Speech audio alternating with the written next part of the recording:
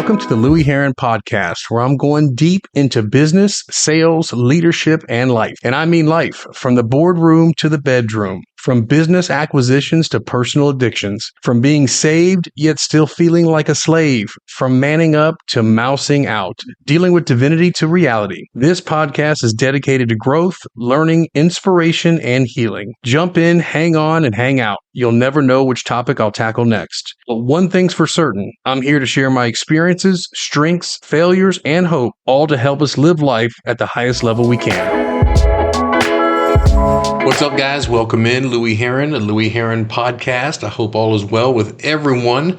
Thank you so much for joining today's episode, covering all types of content dealing with business, leadership, sales, and of course, the life lessons that potentially teach us more than anything. And as I was coming up with something that I thought was relevant today to kind of converse with you guys about, what happened to me was exactly what I'm talking about, and that is self-doubt. I actually literally was going over how do we overcome self-doubt, and then I got doubtful that it would even be intriguing enough for you guys to even want to hear. But the reality is, we've all experienced self-doubt. If you take our body, being, balance, and business, right? The four core areas that I often speak about, how pivotal and how critical is doubt in our lives, right? Just take your body, for example. Do you doubt that you have the ability to stay consistent getting in the gym, or stay consistent eating the right foods, or stay consistent staying away from sugar, or it doesn't matter. Anything that you're trying to do with your body to better yourself mentally, do you have self-doubt, right? In your being and spirituality, my gosh, if you think about it, how many times do you ever doubt God? And why would we ever doubt God? But we do, right? At least I do. I can speak for myself that you have doubt. Doubt creeps in. Self-doubt creeps in. When you look at your balance in your relationships, do you ever doubt that your marriage is going to make it through? Do you ever doubt that he or she is actually going to make the changes that are going to be relevant to you and what you perceive as your happiness may be? These questions, these doubts that creep up, keep us in a high level of performance-based activity, trying to prove to everybody that we're worthy, or we're good enough, or we can do it, or we can make it, or I'll show you, or I'll teach you, or whatever those things may be. Now, all of that stems from self-doubts. Look at your business. I operated several businesses, and I can tell you there was many times I had some self-doubt. Where are we going to come back from the month we just had prior? Can we outdo what we just did? Can we best our best? These are all things that creep in, and I think it's important to identify how we overcome this self-doubt, because the reality is overcoming self-doubt really is creating more of self-confidence. So I want to get into that with you this morning, and I was trying to think to myself, man, who is somebody somewhat infamous that went through a lot of obstacles, that overcame some self-doubt. And obviously, Thomas Edison jumped in my brain, obviously a renowned inventor, entrepreneur, but several setbacks during his career, trying to put together this infamous light bulb, but the crazy part about it is once he figured it out, and what is his famous quote? I have not failed. I found 10,000 ways that wouldn't work. I mean, that kind of encapsulates the resilient mindset, determination to persevere through the face of adversity, that's what causes us that severe self-doubt, is we have some adverse situation or adverse thinking, and it needs to be reversed, whether it's our body, our business, our balance, or even our spirituality and our being. So I want to get into that, and I want to cover just a few quick points. Not a long podcast today, get you in and get you out. But I think, like I said earlier, the greatest skill to overcoming self-doubt is really creating self-confidence. So I want to just touch on those two things as we begin today and just really get through this. And I think it'll be extremely beneficial and help you really understand how you can overcome some self-doubt that you may be experiencing currently, or something that may come up in the future. So one of the first things I want to just allude to is when it comes to self-doubt, I think the first thing we have to acknowledge and examine is our negative self-talk. What are we telling ourselves? What are the stories that we're creating in our minds when that doubt creeps in? We need to challenge these negative thoughts with really some kind of evidence-based reasoning, right? So a lot of times we have these doubts that creep in, and really there's no substantiation for the doubt other than fear. but we've also had several other evidence along the way that can diminish that doubt by what you've done or accomplished or been able to get through, right? So I think a lot of times if you're looking at these thoughts that come in your mind, like the Bible says, take hold to every thought, right? Take captive every single thought. And I think the thinking process of myself and probably everybody listening, if you analyze what you think about during the course of the day, more than likely it's about 85 to 90% of the same thing you thought about yesterday. And it perpetuates the same cul-de-sac of that karmic cul-de-sac, so to speak, right? So again, I think the first thing is we got to challenge the negative self-talk. But there's another side of this that I want you to consider.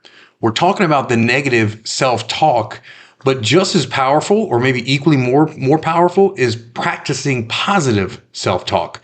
Pay attention to that inner dialogue and challenge that negative thoughts that arise within you, the self-doubt, and combat that with either affirmations or maybe even scripture or some things that put you in a place of peace, joy, and calm, and replace that self-critical thought with affirmative thoughts of strength, accomplishments, and reminding yourself of your worth and your capabilities. The bottom line is every single one of us that's listening has had some semblance of success, some area in our life, whether it's in your body and health, whether it's in your being and spirituality and connection to God, whether it's in your relationships with your children or your spouse, or whether it's in your business. You've got some social proof. So when we hang on the balance of having these negative dialogue and self-conversation, think about it. Most of the time when we have self-doubt, most of that comes from the outside. It comes from the outside in, right? We like to think it comes from the inside out. The reality is the influence of outside conversations, people, opinions. When we get these opinions and we communicate with people what our goals may be or what we're trying to accomplish or what we're trying to get done in a certain given situation, if their thinking is not aligned with ours, or they see it from a different perspective and it's not translated in a way where you can receive it, you're going to receive it as doubt. Then you're going to question yourself. So the adage is, you've already got the answers. The answers are already within you. But if you're like me, and I don't necessarily know it's a good or bad thing, I think seeking support from others is very beneficial. At the same time, sometimes we can be swayed and create more doubt in what we know to be true, but we're nervous or fearful to go after it. So I think speaking with other people and seeking advice from others and getting support from others, reaching out to friends and family and mentors for encouragement when self-doubt comes in on you, I think that's imperative. But I think you need to share your feelings with trusted individuals that can provide a perspective, reassurance, and validation, help and alleviate some of those doubts and boost that confidence, but without trying to redirect possibly what you think or what your thoughts may be in any given circumstance. So if we move on to another one, this one kind of sounds kind of weird, but if you think about self-doubt or even building self-confidence, practicing some self-compassion, right? Treat yourself to some kindness and understanding, especially in moments of failure or setback. Think about this. What creates more doubt is when you've just failed at something, right? You just got terminated.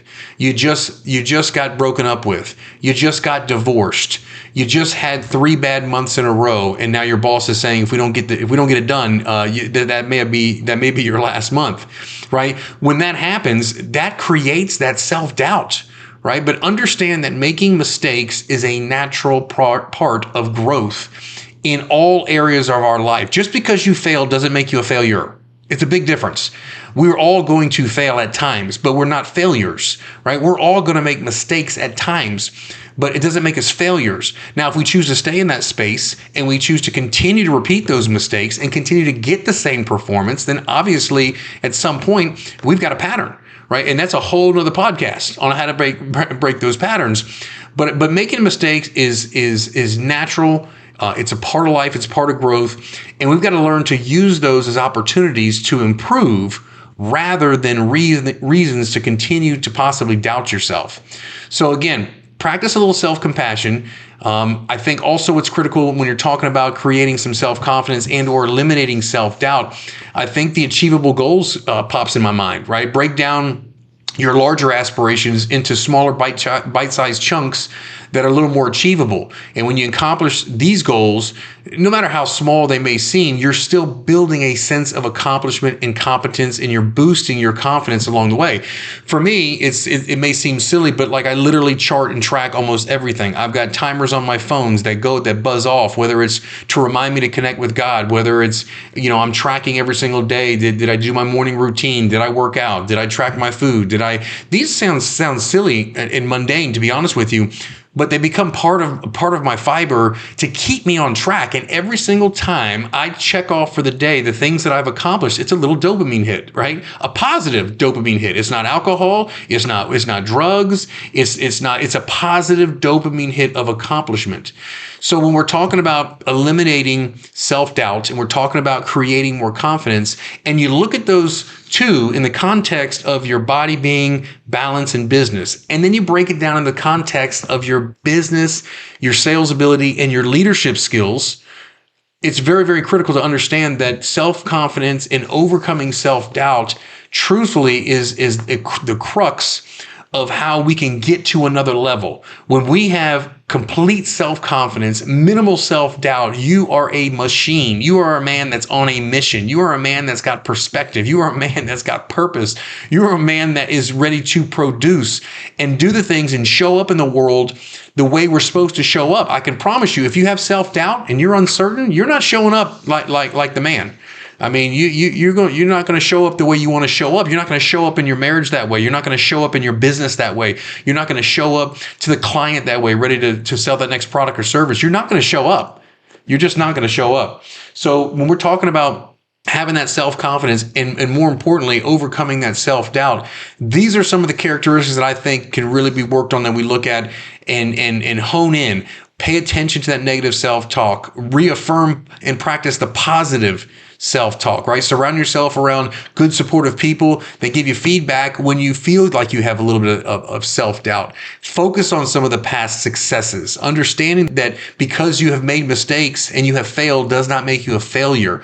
When it comes down to it, all of us are trying to expand and not retract. We're looking for expansion, man. We're trying to get better every single day. We're trying to do that with small bite-sized wins that we celebrate, that we can be proud about, so we can build blocks to continue to move forward. Everyone has it in them. Everybody has the answer. Again, it's not an education thing. It's an application thing. So when you're thinking about really accomplishing something big and really moving your life forward, and you communicate with somebody that you may feel just like they're trying to discourage you in any way, shape, or form, just remember, man, you let them know you bought it, but don't sell that stuff to me. If you're creating more self-doubt by having conversation and communication with people that are not uplifting and building you up, obviously it's probably a relationship you may want to examine. So when it all boils down to it, guys, it's all about purpose, right? It's about purpose over pleasure, right? We got to get rid of the immediate gratification and make sure that we're focusing on self-confidence, eliminating the self-doubt, growing ourselves every single day in our bodies, our being and spirituality, our balance with our relationships. And lastly, that business, which represents those bank accounts, so we can preserve money, save money, reinvest money, create a legacy for our families and ourselves. So one day, hopefully, we can learn what we're talking about. We can live out what we're talking about, and then maybe one day we can teach to others exactly what we've learned. So guys, look, that's the end. Just a quick podcast. I want to talk about self-doubt. Thank you for everyone who's tuned in. We'll see you next Sunday. Again, I've got coaching programs getting ready to drop. I've got a lot of stuff going on. I'll keep you posted as it comes. If this is the first time you've heard me, subscribe. Thank you so much for hanging in there. Those that have left a review, I'm overly joyed and grateful. You guys have left some sincere, positive stuff. Thank you so very much, and I appreciate it. And again, until next week, I'll see you on the Louie Herron podcast.